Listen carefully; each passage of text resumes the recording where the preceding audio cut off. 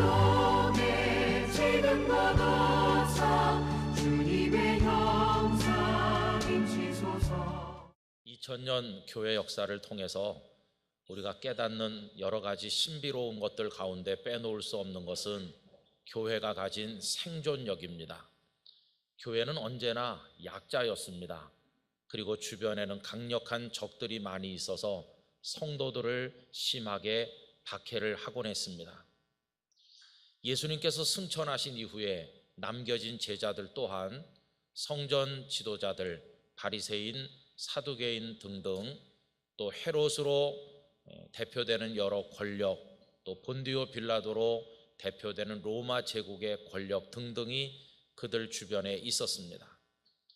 이들은 이해관계가 서로 상충했음에도 불구하고 예수님의 사람들을 핍박하는 데는 일치하여 얼마나 심하게 어렵게 했는지 우리가 이미 잘 알고 있습니다. 사도행전 4장에 보면 베드로 사도와 요한 사도께서 사내들인 공회에 끌려가시는 이야기가 나와 있는데, 여러분, 우리 선배들께서는 끌려가시기만 한 게 아니라 얻어맞기도 하시고 감옥에 갇히기도 하셨고 또 죽임을 당한 분들이 얼마나 많은지 우리가 잘 알고 있습니다. 그런데 보십시오. 2000여 년의 세월이 흐른 오늘에 와서 보니까 그때 그분들을 그렇게 박해하던 세력들은 온데간데 없이 다 사라졌지만 주님의 교회는 지금도 전 세계에 흩어져서 구주 예수님만이 생명의 구주 되신다는 사실을, 구원자 되신다는 사실을 선포하고 있으니 교회가 가진 생명력이 얼마나 놀랍습니까?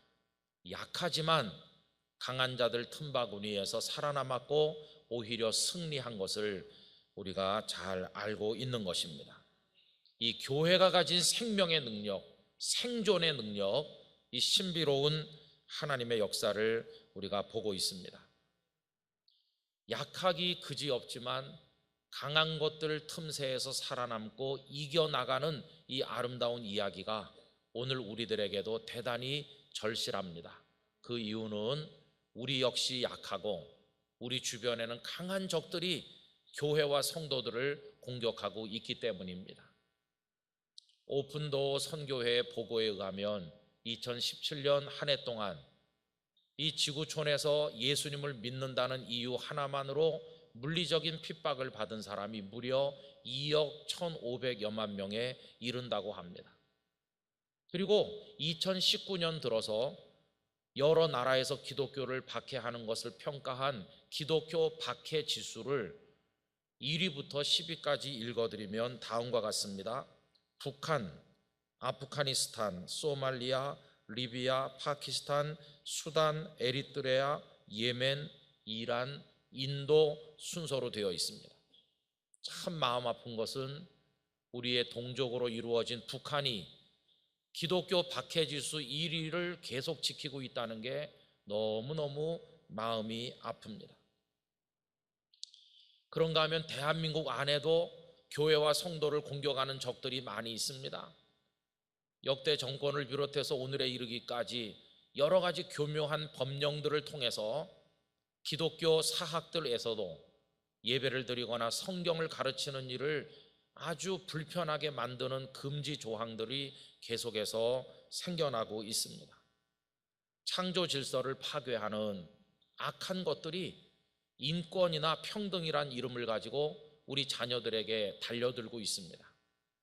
그런가 하면 이단과 사입이 퇴폐적인 쾌락주의, 세속주의, 물질주의 이런 것들이 성도들의 신앙을 망가뜨리기 위해서 집요한 공격을 하고 있습니다. 교회 안에서는 안에서대로 사역에 눈이 먼 사람들이 교회를 분쟁의 도장으로 만들어서 하나님을 좀 잘 믿어보려고 하는 이들의 영혼을 얼마나 힘들게 공격하고 있는지 우리가 많이 듣고 있는 이야기가 아닙니까? 그런가 하면 우리 개인적으로는 무서운 질병의 진단을 받거나 경제적으로 어려움을 겪거나 인간관계로부터 아픔을 겪거나 혹은 여러 가지 문제들로 인해서 정신적으로 충격을 받고 힘들어하는 이들이 너무도 많습니다. 여러분, 이런 여러 가지 것들이 따로따로 다가오는 것들이 아니라 서로 다 얽히고 설키고 연계하고 연합해서 우리를 공격하는데, 우리의 연약함에 비해서 이 적들이 너무나 많고 얼마나 강한지 도대체 감당하기 힘든 절망을 경험할 때도 있습니다. 그래서 하루에도 수십 번씩 하나님 앞에서 고뇌하게 됩니다. 하나님, 어떻게 하면 이길 수 있습니까? 어떻게 하면 우리도 좀 더 강해져서 이 적들을 이길 수가 있겠습니까? 이렇게 하나님 앞에 하소연을 드리는데 하나님께서 마음에 감동하십니다. 틀렸다. 강해져서 이기려고 하는 생각은 틀린 것이다. 비결은 따로 있다. 이렇게 감동하십니다. 여러분, 그 비결이 어디 있습니까? 바로 오늘 본문 속에 나와 있습니다. 산헤드린 공에 끌려가셨던 베드로와 요한 사도께서 풀려나 나오셔서 기다리던 성도들에게로 가셨고, 이분들이 하신 일이 무엇입니까? 합심하여 한 마음으로 하나님 앞에 기도를 드린 것입니다.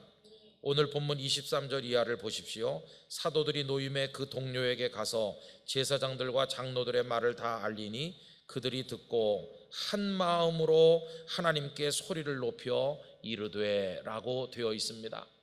저는 우리 영락교회 안에 모든 성도들이 한 마음으로 하나님 앞에 부르짖어 기도하는 모습들이 앞으로 더 많아지기를 간절히 원합니다. 그런데 여기서 우리가 주목할 게 있습니다. 그것은 그분들의 기도 내용입니다. 하나님, 끌려가서 고통받다 왔습니다. 너무나도 서럽고 슬픕니다. 그러니 우리들을 좀 강하게 해주세요. 우리들에게도 군대를 주시고 우리들에게도 많은 재물을 주셔서 저들을 압도하게 도와주시옵소서. 이런 기도를 드리신 게 아니라는 것입니다. 한마디로 말하면 강해지기 위한 기도를 드리신 게 아니더라는 것입니다. 그러면 우리 선배들께서 하나님 앞에 드린 기도의 내용이 무엇입니까? 다름 아닌 담대해지기 위한 기도를 하나님 앞에 드리신 것입니다. 여러분, 29절 말씀을 다 같이 읽습니다. 주여, 이제도 그들의 위협함을 굽어 보시옵고 또 종들로 하여금 담대히 하나님의 말씀을 전하게 하여 주시오며. 아멘. 여기 담대하다는 단어를 성경에서 사용된 용례를 따라서 종합적으로 말씀드리면 이런 뜻입니다. 그 마음과 삶이 맑고 깨끗하여 어디에도 거리낄 것이 없이 어떤 상황, 어떤 사람들 앞에서나 예수님의 구주되심을 조금도 두려워하지 아니하고 당당하게 이야기할 수 있는 용기, 바로 그것을 여기서 담대함이라고 이야기를 한 것입니다. 담대하게 말씀을 전하게 하여 주시옵소서. 이렇게 기도를 했더니 어떤 결과가 왔습니까? 31절 함께 읽습니다. 빌기를 다하매 모인 곳이 진동하더니 무리가 다 성령이 충만하여 담대히 하나님의 말씀을 전하니라. 아멘. 하나님께서 그들의 기도에 응답하셨고 그들은 담대해졌고 나가서 하나님의 말씀을 전하게 되었습니다. 여러분, 우리 선배들이 세상을 이기는 무기는 강함이 아니라 담대함이었습니다. 강해졌기 때문에 이기는 게 아니라 약함에도 불구하고 담대함으로 이기는 그리스도인이 되신 것입니다. 이것이 바로 우리 기독교 신앙의 신비입니다. 그런데 여기 문제가 하나 있습니다. 그 문제는 다른 게 아니라 우리들은 별로 이런 방법으로 이기는 걸 좋아하지 않는다는 게 문제입니다. 우리들은 어떤 방법으로 이기기를 좋아합니까? 우리는 좀 강해져서 이기고 싶어 합니다. 적들이 무장을 갖추고 온다면 우린 더 많은 무장을, 적들이 돈의 힘으로 우리를 억압한다면 우린 더 많은 돈을 가지고, 적들이 어떤 지위로부터 우리를 억압한다면 우린 더 높은 자리에 앉아서 강해져서 이기고 싶어하는 마음을 가지고 있습니다. 그런데 여러분, 이건 하나님의 방법이 아닙니다.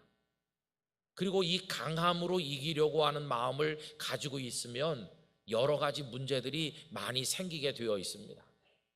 우선 첫 번째로 생기는 문제는 우리가 강하다고 생각하는 그 순간 우리는 교만해질 것입니다. 그래서 더 이상 하나님을 의지하지 않게 되는 무서운 결과에 도달하게 될 것입니다. 두 번째 문제는 강함으로 이기려고 하면 예수님을 따르지 못하게 됩니다. 여러분, 예수님께서는 강한 걸로 따지면 온 세상에서 가장 강하신 분입니다. 그런데 예수님께서 그 강하심으로 승리하셨느냐? 아닙니다. 정반대로 아주 약한 모습으로 우리에게 오셨습니다. 마구간에 나셨고 저 시골 나사렛에서 성장하셨고 초라해 보이셨고 예수님께는 칼 한 자루도 없었고 군대도 없었고 때리면 맞으시고 끊으면 끌려가셨고 마지막에는 죽임을 당하기도 하셨습니다. 강해지셔서 이기려고 하신 주님이 아니시죠. 그러면서 하시는 말씀이 사랑의 방법으로 하라고 말씀하십니다. 여러분, 사랑은 강한 자가 한다기보다 담대한 자가 할 수 있는 것입니다. 그래서 너의 한쪽 뺨을 때리거들랑 반대편 뺨도 돌려대라고 가르치셨습니다. 기독교 신앙의 절정은 적을 때려 눕히는 데 있는 게 아니라 오히려 순교의 그 절정이 있음을 우리가 알지 않습니까? 여러분, 순교가 뭡니까? 적과 맞서 싸우다가 내가 힘이 약해서 붙들려가서 죽임을 당하는 거, 그게 순교입니까? 순교는 싸우다 죽는 게 아니라 순교는 일방적으로 업신여김 당하고 끌려다녀고 그럼에도 불구하고 담대함으로 그 믿음을 지키다가 자신을 하나님 앞에 드리는 것이 순교인 것입니다. 예수님께서 이기시는 아주 독특한 방법은 바로 그것이었습니다. 참 이상한 방식을 통해서 우리 예수님은 죄에 대하여, 사망에 대하여, 사탄에 대해서 완벽하고도 영원한 승리를 거두셨습니다. 교회는 바로 그런 예수님의 승리를 나도 거두고 싶습니다, 그런 마음을 가진 사람들이 모여있는 공동체라고 하겠습니다. 그런데 성도 여러분, 지나간 역사를 공부해 보면 이 교회가 갑자기 교회됨을 상실하고 기독교 왕국처럼 전락된 일을 우리가 많이 찾아볼 수 있습니다. 교회가 기독교 왕국으로 전락한 예를 하나 들어보면 이렇습니다. 근대 서구 기독교 국가 유럽의 여러 나라들을 생각해 보십시오. 그들에게는 막강한 경제력이 있었고 군사력이 있었습니다. 그 서구 기독교 국가는 그 힘을 가지고 아프리카, 아시아, 아메리카 여러 연약한 나라들을 무차별 공격해서 점령했고 식민 통치했습니다. 그리고 가는 데마다 예배당을 세우면서 우리는 선교한다고 그렇게 말을 했었습니다.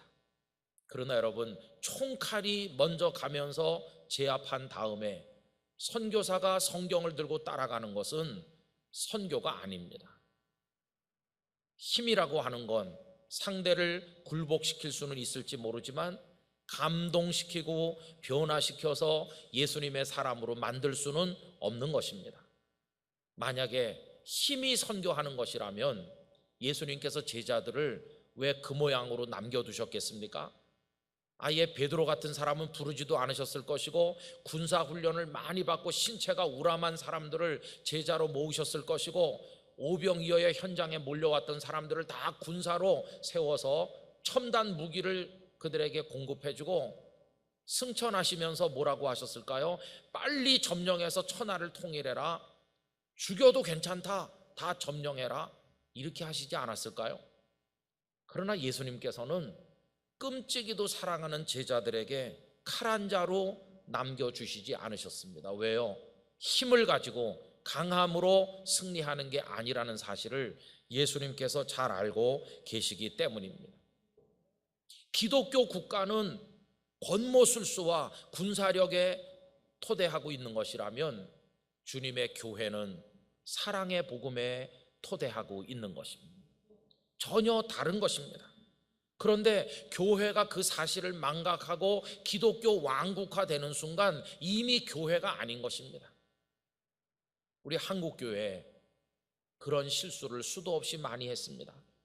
335 모여 앉으면 목사님들부터 이 땅에 세계적인 대형 교회가 몇 개나 있는가 손꼽아 자랑했습니다. 그 자랑하는 마음의 밑바닥에 있는 건 우리는 강해 하는 은근한 자랑이지 않습니까? 그래서 우리는 큰 교회도 많고, 우린 사람도 많고, 우리는 돈도 많고, 우린 시설도 많고, 우린 대단해 그러면서 웅장한 예배당을 미소를 지으며 올려다보는 그 순간 이미 교회가 아니고 기독교 왕국으로 전락한 것입니다. 모두가 다 왕이 되었습니다. 거기는 연약함으로 오신 예수님의 자리가 있을 수가 없는 것입니다. 저는 영락교회가 큰 교회지만 강함을 자랑하지 않기를 원합니다. 여러분, 우리는 담대함으로 이겨야 될 줄로 믿습니다. 강함과 담대함은 비슷해 보이지만 다른 것입니다. 강함은 우리가 가진 지식과 소유와 우리의 능력을 바라볼 때 생기는 겁니다.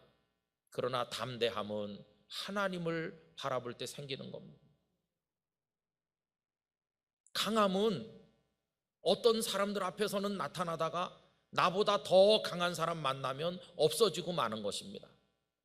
그러나 담대함은 상대가 누구이든지, 내가 어떤 여건 속에 있든지 언제까지나 우리 가슴 속에 있는 거, 그게 바로 담대함인 것입니다. 그래서 강하게 살고자 하는 사람은 언제나 자기 자신을 들여다봅니다. 자기가 가진 것들로부터 그 강함의 근거를 찾아야 되기 때문입니다. 그러나 담대하기 원하는 성도는 자신을 바라보는 게 아니라 언제나 하나님을 우러러봅니다. 여기 본문에 있는 우리 선배들이 합심하여 하나님 앞에 기도하는 것처럼 한다고 하는 것입니다.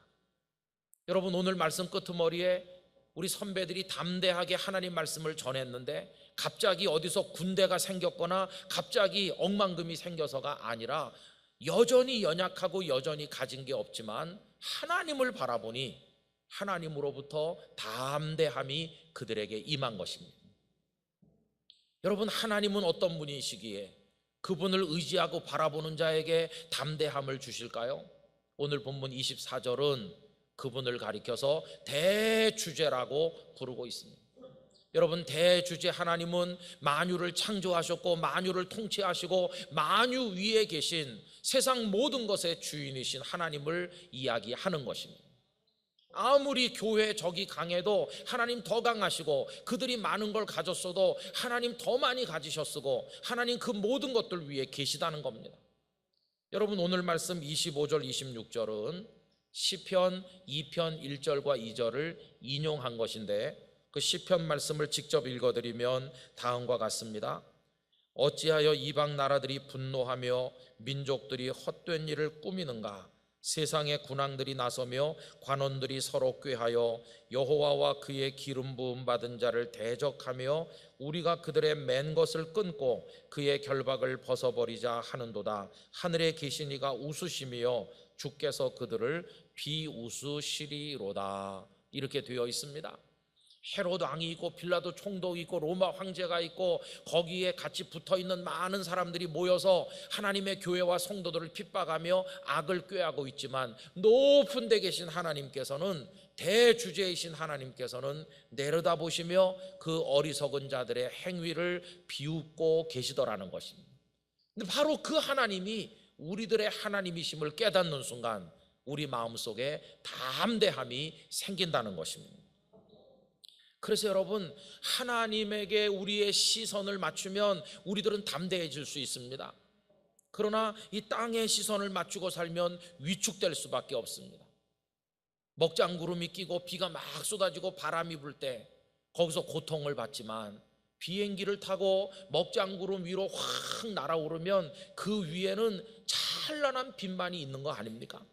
여러분, 이 세상의 수준, 사람들의 수준, 우리를 향해 다가오는 적들의 수준에 눈을 맞추고 있으면 고통받지만, 아예 쑥 초월해서 우리 시선을 하나님께 맞추는 순간 우리들은 은총의 빛 가운데 살게 될 것입니다. 우리 영락의 성도들에게 믿음의 날개를 주셔서 하나님께로 날아오르게 해주시기를 간절히 기원하는 것입니다. 그래서 여러분, 우리 수준을 좀 높여야 됩니다. 덧셈 뺄셈 하면서 네가 맞았니 내가 맞았니 막 다투는 아이들이 있다고 할 때 그 수준에서 같이 싸우면 안 되는 겁니다. 우리는 아주 난해한 미적분 문제도 척척 풀 수 있는 어떤 사람이 그 철부지 아이들을 보며 빙그레 웃듯이 그 싸움에 휘말리는 게 아니라 하나님의 눈높이에 올라가서 믿음으로 거기에 이르러 세상의 모든 것들을 초월할 수 있는 영적 여유를 가질 때 그때 우리는 담대한 그리스도인이 될 수가 있다는 것입니다. 그래서 여러분, 누가 여러분에게 막 뭐라고 한다고 나는 입을 더 크게 벌려서 막 뭐라고 해주고, 그 사람이 나를 모욕한다고 나는 더 심한 말로 모욕하고, 그 사람이 나에게 소리 지른다고 나는 더 크게 소리 지르고, 여러분 우리 이렇게 하면 안 됩니다. 수준을 아예 쑥 높이시길 바랍니다.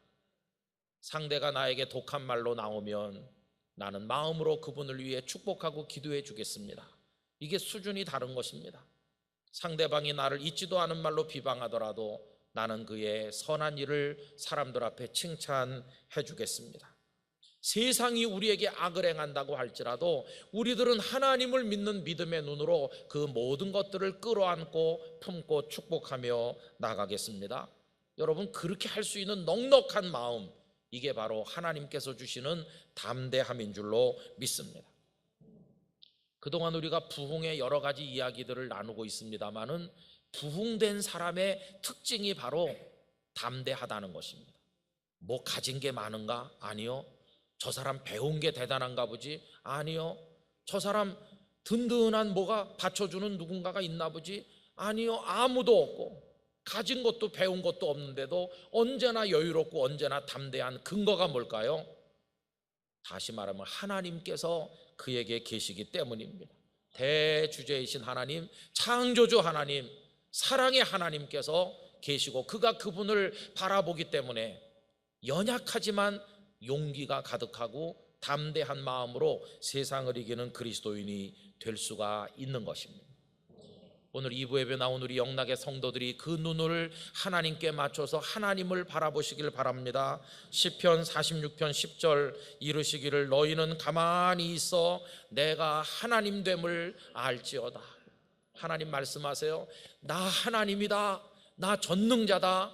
두려워하지 말고 담대하라. 그렇게 우리들에게 말씀하여 주시는 것입니다. 많은 목사님들께서 제게 질문하셨고 하고 있습니다. 목사님, 어떻게 그 대단한 영락교회에서 목회하고 있습니까? 그렇게 묻습니다.